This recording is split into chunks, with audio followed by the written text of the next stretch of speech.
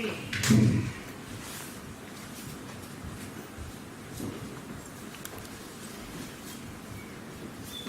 So the chocolates with the alcohol, they're on my table, so anybody who wants something, if you have not taken precepts, if you have taken precepts, you can eat them tomorrow after sunrise. It's fine, but then keep it, please do not eat it while you are holding the precepts, because otherwise you break the precepts over and over. Yeah. Why not? Then look at your desirous mind. It's a piece of chocolate. You know? Actually, what I did once in Tushita, it was like many years ago when in India there was only Amul chocolate. Anybody knows Amul chocolate? You know it? Yeah, it's horrible. It doesn't even melt in your mouth. It's Indian chocolate, really from many, many years ago. So, but in Nepal you could buy Bounty, Snickers, and Mars. So somebody came from Nepal to Dharamsala. They brought me a Bounty, and it was the meditation before meditation on attachment and desire. So since I don't like chocolate, you know, then I just mindlessly threw it on the table like this, because they had given it to me when I came into Gompa. And so I saw their eyes go like and I thought, look at how conditioned we are. It's a piece of paper that they're looking at that is white and blue and says Bounty, and how the mind reacts. They have no clue what's inside. So I decided, okay, let's make an experiment, and I cut it up as small as I could. These 2 pound Bounty pieces. It gave about 30 pieces, and then I said, now you can choose. Either you take 1 piece, or 2 or 3, or as many as you want, or you think, I'm not taking my piece. I leave it to somebody else. We have some pieces left at the end. The order maybe thinks that this is a problem, so I'll put it in here. Okay. So anyway, so the chocolates are here. So if you think you want some, you're very welcome to then take them. You can take all, or 1, or none. You see, this whole thing that we're doing here, this is not, you should not treat this as like a duty or a demand from the Buddha. Whatever you do, if you want your spiritual practice to work, it has to be done voluntarily, by seeing the advantage of it and by seeing the disadvantage of not doing it. And this is what I'm trying to explain, the advantage and the disadvantage. That's all I'm trying to do. Yeah, I definitely don't want to pressure you into doing something that you don't want to do, because it will not work anyway. Okay, so before we start with the meditation on self-cherishing, it's really important that you get in contact with your own goodness, and you start to identify with that space in your heart, open heart. So I'll try to tell you a few things that you might be able to go there. And then you start to look at the egoistic mind, at the self-centered mind, by knowing that's not all I am. It comes. When does it come? When is the self-cherishing at its highest? It's a question to you. When is it at its highest? When we are happy? When does it come? When we suffer. Because if I lack, I'm not happy, I'm missing this and I'm missing that. And then we become really, and then we do exactly the opposite of what we should be doing. Instead of opening up our heart, we close it even more. And I don't have, and they don't give me, and how dare they, and blah, blah, blah. And then we feel bad about it, on top of it. So how much chance is there in self-cherishing? Yet, when we see a kind of selfish person, and they every time get what they want, we think that they are happy. And we can't see as far as bent species that they're actually not happy. It's a very superficial happiness. They're suffering just like me. Let me give them some love and appreciation. And praise them. Have you ever noticed how difficult it is to praise an arrogant person who is full of their qualities and all this? Have you ever noticed how difficult? And it's a mind that is giving praise. It's such a nice mind for me. When I say, wow, you're so good at looking after flowers or something like that, I feel good. I'm not doing it because of that, but that's the result, you know. Whereas, seeing the qualities, not wanting to praise, what does that produce? What mind does it produce? We have a name for it. Jealousy. If I see the qualities of somebody else but I can't give praise, jealousy. Is that a nice mind? Is that a nice you want to live with?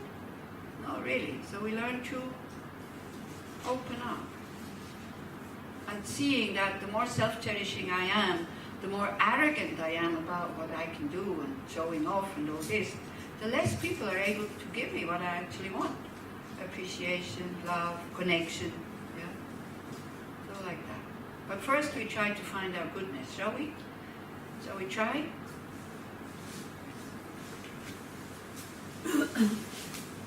Close your eyes and relax. We're all self-cherishing. You're not the only one. You can calm your ego down, okay? We're all having problems because of that. Because that's the root of suffering. It's the root of samsara. Holding on to this I, holding it for real, and then cherishing it.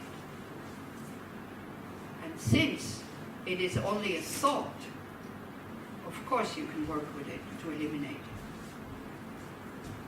If it would be part of your mind as naturally there, that self-cherishing mind, it could never go away.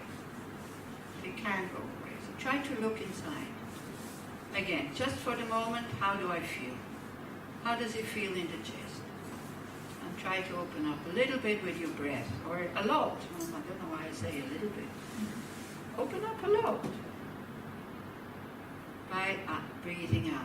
Breathing in, you know what the chest is doing, what's happening there. Breathing out, you let go of all the tensions and you open up.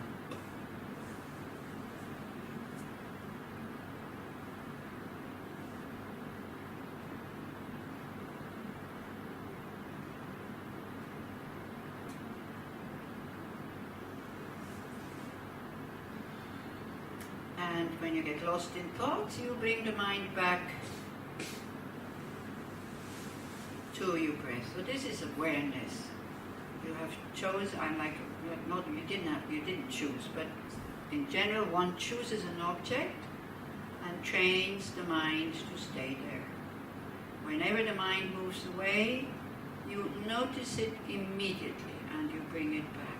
And by that, the mind calms down, becomes stable and finally clear, and we see things as they are from a more wider angle than just from our self-centered view. So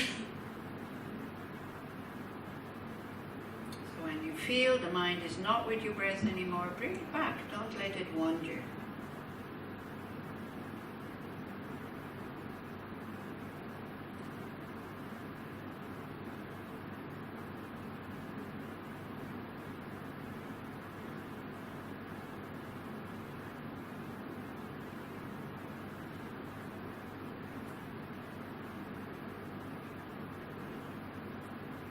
Okay, so now you bring to mind a person that you really like, or even love, but not sexual love. Can be a child, can be a grown-up, a friend. Somebody that you feel close to.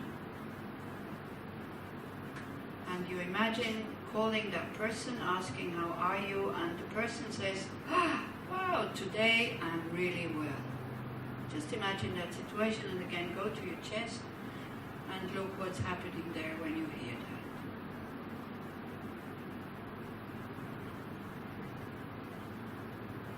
It's a very quiet feeling of space, openness, peace.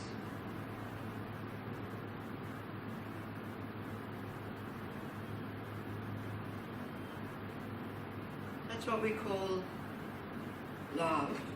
Or loving kindness, which is part of our mind. Everybody has that.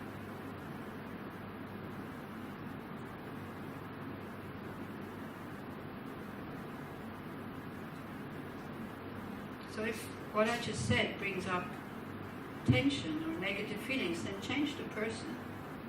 Take somebody else. It can be the person in the supermarket who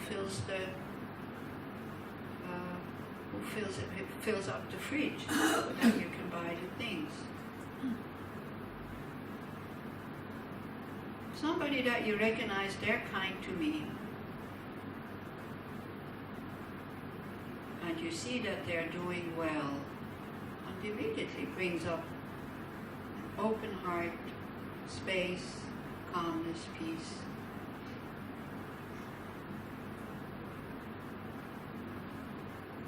And you're really aware of that feeling. You don't judge it, you don't call it good or bad, or nice or not nice. You just look at it. You experience it. Don't think about it, experience it.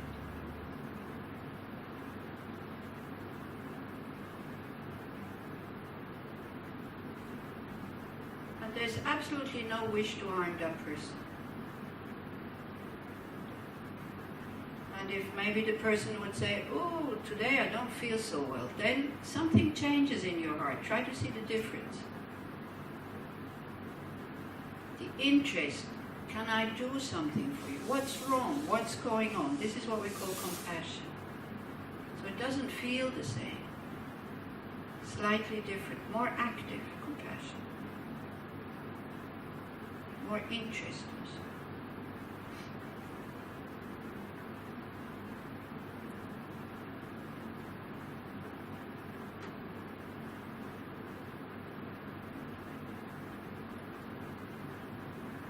So then try to identify with that. Although there's no separate I who has these mind states, they're just there.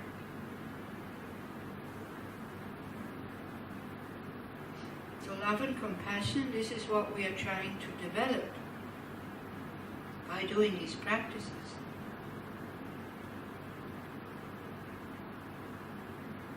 So then what covers it is what is called our self-centered attitude. So again, please relax, we all have it, okay? And we all suffer from it.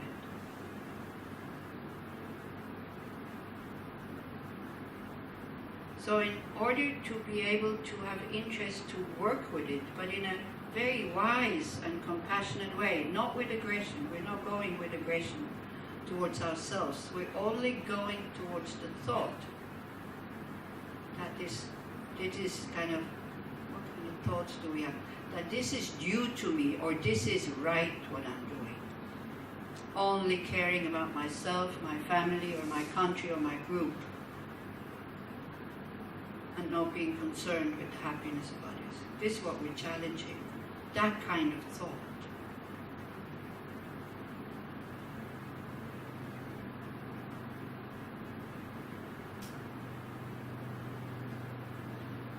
Because when that I is up, when that self-centered attitude is up, it is always right while it's there.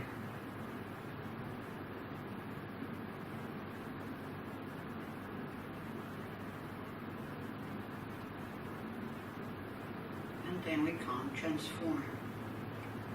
So we need to see the disadvantage of it.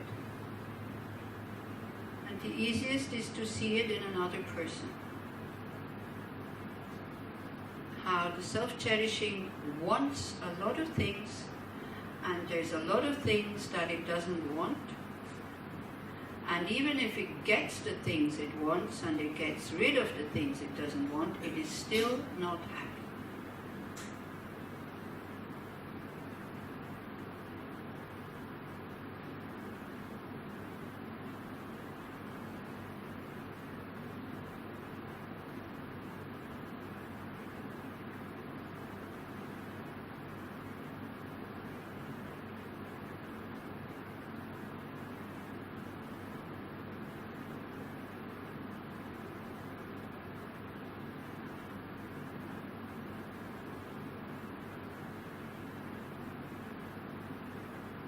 So then go back to yourself and look at your own needs. What is it? What are your deepest wishes? What is it that you want from others? How do you want to be treated, or what are your needs? Lately one talks about needs not being fulfilled. This is why we're getting angry. So what are your needs?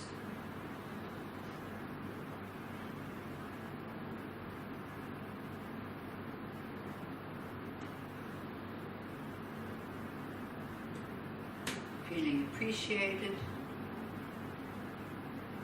being listened to,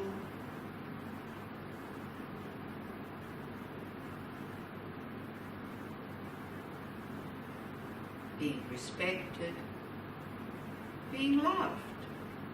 So again, what does that mean, being loved? Meaning not being harmed. And love has all the other aspects in it.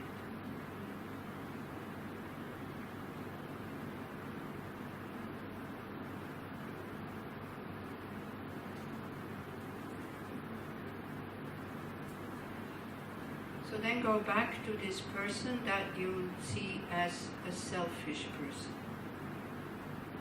And again, look at your heart. The difference between thinking about somebody that you like and this person now. The person is not even here. And so try to see, like, who is suffering in this thing. The first one is you.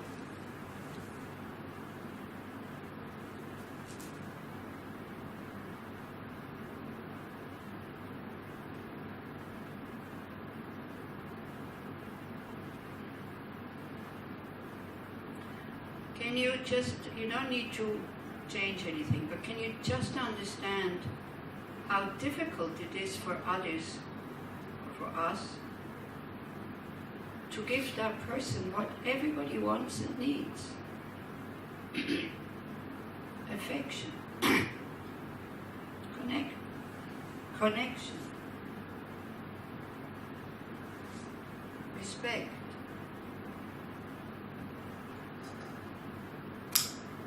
So what is resisting there? Is it the love and the wisdom who resists, or is it our own self-cherishing? Oh, no, no, no. You don't deserve to be respected. First you have to change. You don't deserve to be loved by me.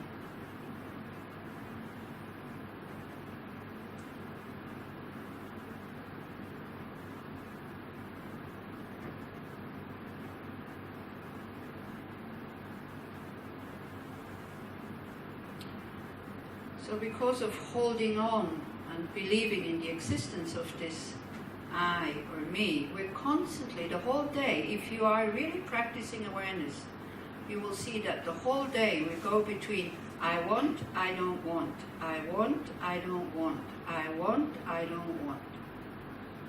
In the evening we're just exhausted and we're not 1 millimeter more happy. We're constantly trying to satisfy it. It doesn't give clear messages. If it would give clear messages of I want, I don't want, we would tell him to shut up. But it puts out impulses, instincts, so that we react towards them.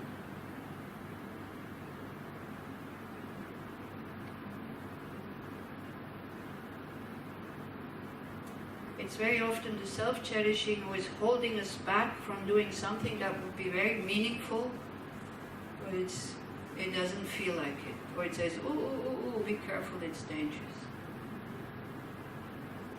It covers our courage with wrong warnings.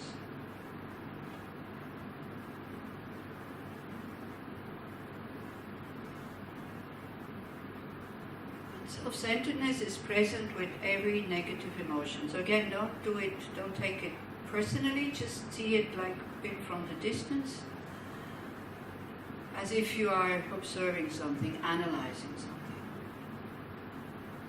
When you get angry, why do you get angry? Because you didn't get what you think is good. Somebody else might think it's no good, but you decided this is good, I don't get it, you get angry.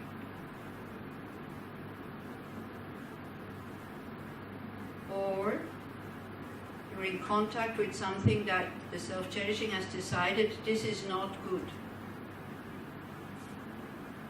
And with anger you want to get rid of it.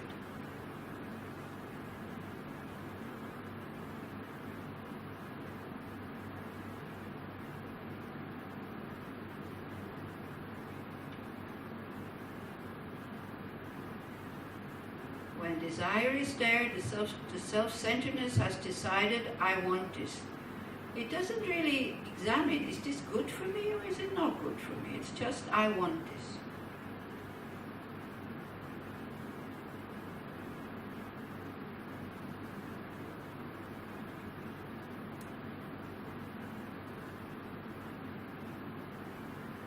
When jealousy is there, again, it's totally based on your own point of view.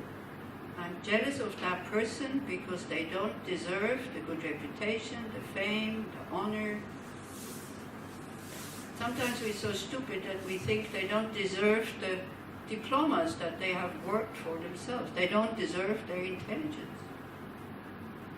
We get jealous of that.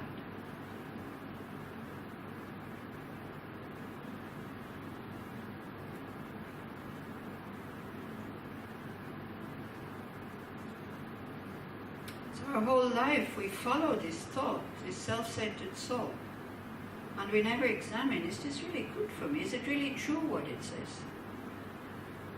Am I really unhappy because I am sick, for example? So you challenge that thought. The thought says, I'm unhappy because I'm sick. And then you remember, before your sickness, were you really that much happier? Did you not also have problems and moments of despair and fear and anger and jealousy?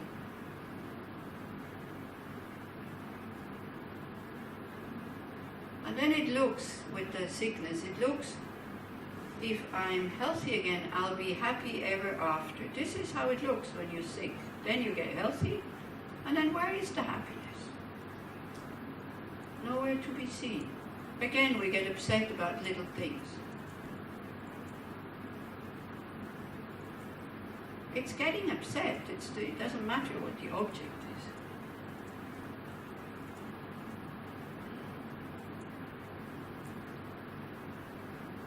The self-cherishing is always promising us happiness in the future.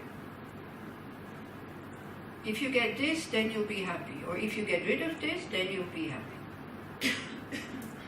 It starts at school. Remember the thought, wow, when school is finished, I'll be happy ever after. I can do whatever I want. I will be free. I'm pretty sure everybody as school kid has had that thought. Where is that happiness now? Then you grow up and then you start thinking, ooh, if only I had a partner, I would be really happy. Then after a while, maybe you get a partner, and it could very well be that all of a sudden the self-cherishing says, oh, if only I wouldn't have a partner, then I would be really happy. It always wants something else. It's never content. It keeps us running after things that are by nature impermanent, and we are looking for permanent and lasting happiness. So how can that work?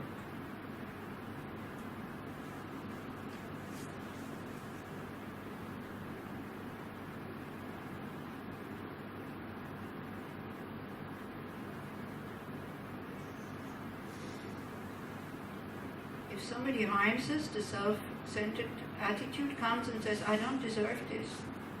I have a right to get angry.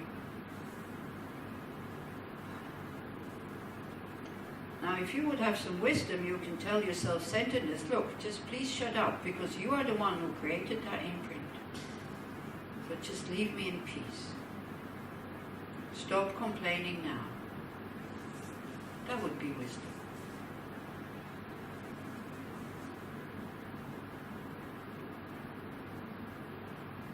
I mean, just look, when you're feeling guilty about something, how big this I thought is. You're not even concerned about the other that you harmed. You're only kind of concerned that, oh, I did this. Totally self-absorbed.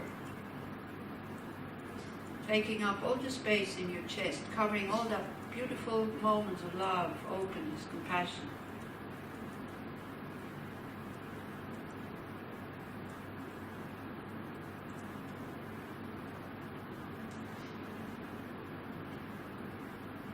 See, when we shout at somebody, when we lie to somebody, or when we do other things from that list of the 10 non-virtuous actions, there is zero concern for the happiness of the other person.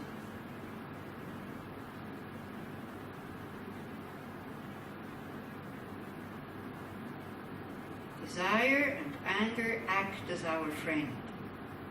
They're not. They're our worst enemies. They make the mind unsubdued, unhappy, unclear, unpeaceful.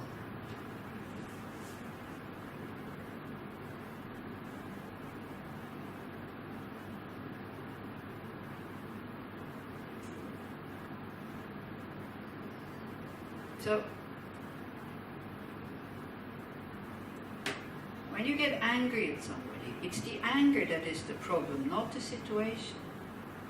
So we're trying to get a peaceful and happy mind by getting angry at somebody. And the anger itself destroys your peaceful mind. And sometimes the person is long gone, maybe sometimes even dead, and we're still angry, and you're still blaming the other person. This is how this self-centered attitude has zero wisdom. Always blaming outside. Or desire. Desire is kind of an excited mind, I know, but it's not a peaceful mind. It's a mind that is not happy what is there. It needs something more. And then you get the thing, and then you get attached. And with attachment, you have the fear of losing. So again, these kind of minds, by themselves, they have the power to destroy your peaceful mind and to hide your love and compassion. And we are seeing them as our friends. And follow them again and again and again and again.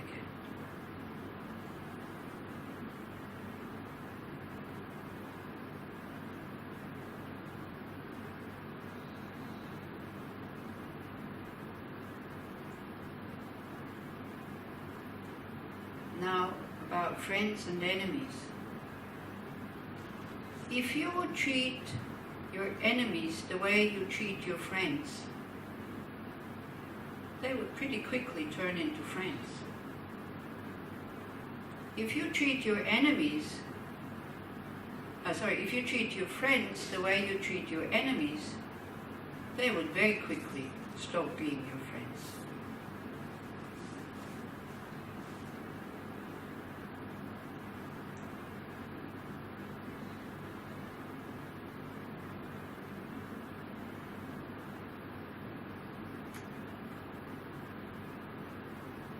So now again, I leave you with this a little bit. You might have found this self-centered attitude somewhere that seems to manifest as something separate from the body and mind, like a third entity, like almost another being. And we are actually able to talk to it. That's the funny thing. So, we have one ego, yet we are able to talk to the ego. So who is the ego and who is not the ego? It's okay if you get confused, because that's the first step. So try to find that self-centered attitude. And I will leave you at that for 5 minutes in a very compassionate, interested and friendly way.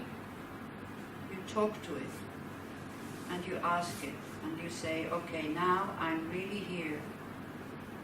I'm really listening now. I know that very often I don't listen. I know that you're unhappy, but I don't really listen. So now I'm listening. So please tell me, what do you want, really? And you wait, and you don't give yourself an intellectual answer. If you get lost in thoughts, you go back to that self-centered attitude, the feeling in our heart that takes up all the space. And again, like a very good mother, you say, I know that you're suffering. I know that your life is difficult. I am listening.